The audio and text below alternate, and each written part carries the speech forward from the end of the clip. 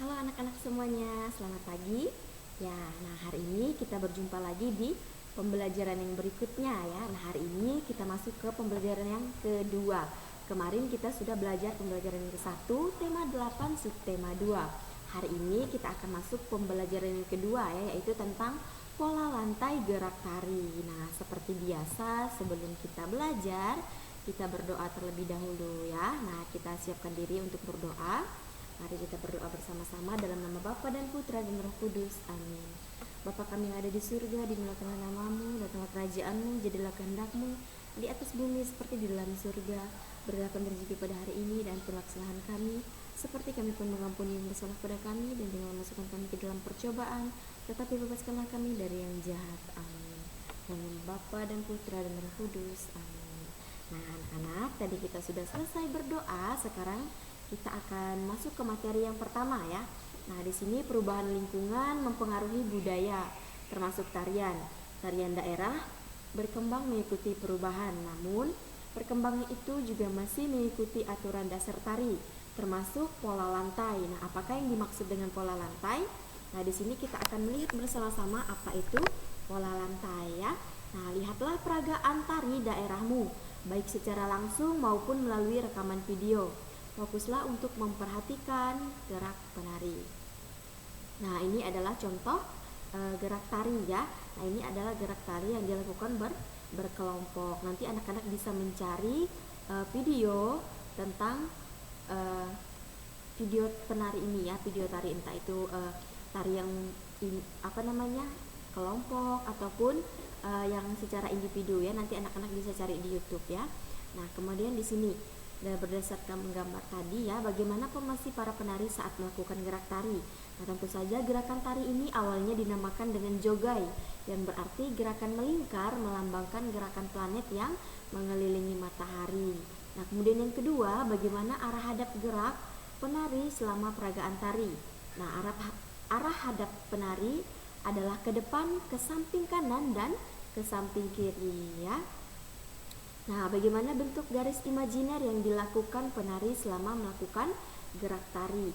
Nah, garis imajiner yang dilakukan penari adalah garis lengkung dan garis lurus. Nah, apa sih yang dimaksud dengan pola lantai? Nah, anak-anak, di sini ya, anak-anak perhatikan, ini adalah gerakan dari penari ya. Nah, di mana di sini penari menari membentuk sebuah lingkaran seperti ini. Nah, kemudian setelah itu mereka akan bergerak ya, ada yang ke kiri, kemudian ada gerakan ke kanan, kemudian ada maju ke depan, dan nanti juga ada yang mundur ke belakang. Nah, ini yang dimaksud dengan garis imajiner atau garis hayal ya, yang ada di dalam gerakan penari tadi ya. Jadi ini adalah contoh dari garis imajiner ya. Jadi ini adalah garis lengkung yang dilakukan penari. Jadi ini adalah posisi di mana penari ya melakukan gerak tari ya, seperti lingkaran, kemudian ada sisi kanan, kemudian ada gerak ke kiri, kemudian ada ke depan dan ke belakang ya. Nah, ini kita akan membahas tentang pola lantai gerak tari ya. Nah, pada saat menari, penari kadang bergerak ke kiri, kemudian bergerak ke kanan, ada yang maju, ada yang mundur, atau bergerak membentuk lingkaran ya. Nah, jika digambarkan seolah-olah satu garis imajiner yang dilalui oleh penari itu selama menyajikan satu tarian. Jadi ada yang ke kiri, kemudian ada yang ke kanan, ada yang maju, ada yang mundur, kemudian ada yang membentuk sebuah lingkaran. Nah, itu adalah bentuk dari gerak tari yang dilakukan oleh penari ya. Nah, kemudian garis imajiner juga dapat digambarkan dengan melihat formasi para penari dalam memperagakan tarian. Nah, para penari dapat membentuk formasi garis lurus seperti ini, kemudian melengkung seperti ini. Nah, kemudian ada yang segitiga, ada yang berbentuk lingkaran ya. Jadi bentuk formasi garis dapat berubah-ubah ya anak-anak selama penari menerima sebuah tarian. Jadi penari itu tidak hanya terfokus kepada satu formasi ya, tetapi ada banyak formasi yang bisa dilakukan sesuai dengan sebuah tarian yang mereka tampilkan ya. Bisa saja nanti yang pertama mereka membentuk formasi garis lurus, kemudian yang kedua bisa melengkung, kemudian yang selanjutnya bisa segitiga ya. kemudian yang terakhir dia bisa membentuk sebuah lingkaran. Jadi semua formasi tersebut itu berdasarkan jenis tari yang mereka tampilkan ya. Nah, garis imajiner yang dilalui oleh penari saat melakukan gerak tari itu tadi ya anak-anak, itu disebut dengan pola lantai ya. Nah, di mana pola lantai merupakan garis imajiner yang dibuat oleh formasi penari kelompok ya. Nah, secara umum pola lantai berupa garis lurus atau garis lengkung ya. Nah, bentuk pola garis lurus dapat dikembangkan menjadi berbagai pola lantai ya. Jadi pola garis lurus ini dia bisa dikembangkan menjadi beberapa pola ya. Jadi diantaranya itu adalah horizontal, diagonal, garis lurus ke depan, kemudian ada zigzag, segitiga, segi 4 dan segi 5 ya. Jadi bentuk pola garis lengkung dapat dikembangkan menjadi berbagai pola lantai ya. Nah, diantaranya itu berbentuk lingkaran, kemudian ada angka 8 ya, kemudian ada garis lengkung lurus ke depan, kemudian ada garis lengkung lurus ke belakang, dan sekarang kita akan memperhatikan gambar-gambar ya, gambar-gambar.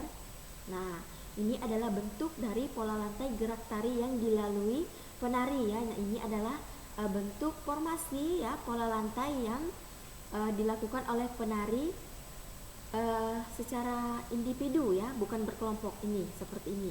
Nah, ini yang gambar yang A itu penari bergerak melalui garis lurus ke depan. Kemudian yang B, penari bergerak melalui garis diagonal. Kemudian yang C, penari bergerak melalui garis horizontal. Nah, yang D, penari bergerak melalui garis diagonal lagi. Kemudian yang E, penari bergerak melalui garis lurus ke depan. Nah, kemudian yang terakhir itu penari bergerak melalui garis lingkaran ya. Jadi ini adalah bentuk pola lantai ya yang dilakukan oleh penari individu ya, dia tidak berkelompok. Nah, kemudian kita akan melihat yang kedua ini yang dalam bentuk kelompok ya.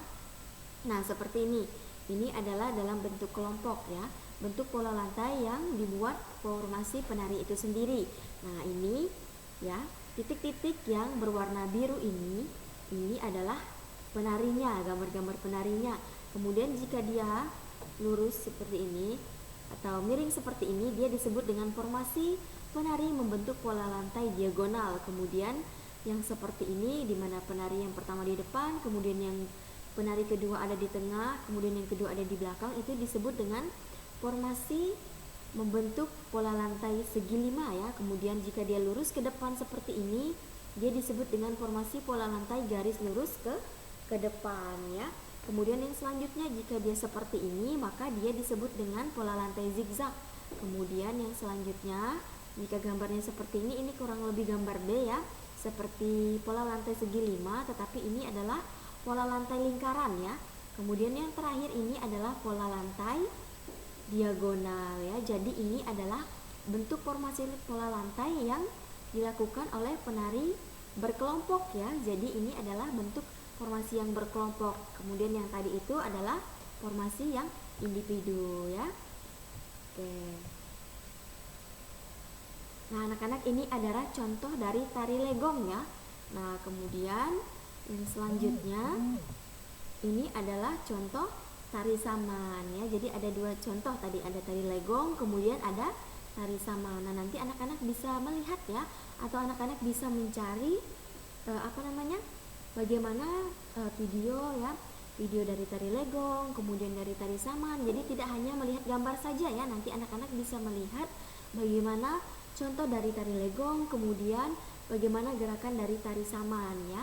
Nanti anak-anak bisa mencari di YouTube, kemudian atau di internet, anak-anak bisa menonton sendiri bagaimana formasi, kemudian bagaimana gerak tari yang dilakukan pada tari legong, kemudian dari tari saman. Nah, di situ nanti anak-anak akan melihat apa perbedaan dari formasi tari legong, kemudian apa perbedaan dari formasi tari taman itu tadi ya. Jadi anak-anak bisa melihat atau mencarinya nanti di YouTube ya.